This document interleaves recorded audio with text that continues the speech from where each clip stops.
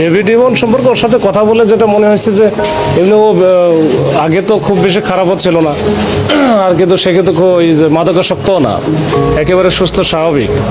এবং ও হচ্ছে মানে ঝুটের ব্যবসার সাথে জড়িত ছিল। পরে আস্তে আস্তে হয়তো বা এই লাইনে যখন ওই যে স্বপ্নটা বড় হয়ে গেছে, বিশেষ করে যখন ওই যে ছোট সাজ্জাদের সাথে মানে প্রথম পরিচয়, এরপরে ওই বড় সাজ্জাদের সাথে যখন ডাইরেক্ট কানেকশন হয়ে গেছে, তখনই মূলত এই লাইনের মানে আস্তে আস্তে সে ট্রাস্টেড হয়ে গেছে বা খুবই তাদের বিশ্বাস ভাজন একজন হওয়ার পরে সেক্ষেত্রে শীর্ষ পর্যায়ে চলে যায়। এবং যেটাই বলি সব কিছুর এই যে চট্টগ্রামের আমার মনে হয় এতদিনের যে অভিজ্ঞতা এবং ওদের সাথে কথা বলে যেটা বুঝতে পারছি যে এইখানে সব কিছু নিয়ন্ত্রণ করে, অপরাধ জগতে সব কিছু নিয়ন্ত্রণ করে মোটামুটি বড় সাজ্জাদ।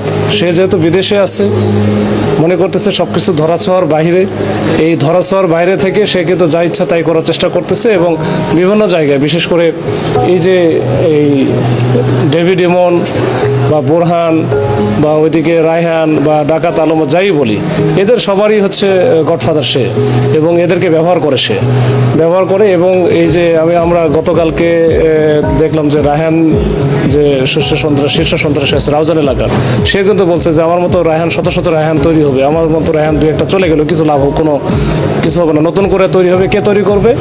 সাজ্জাদ তৈরি করবে।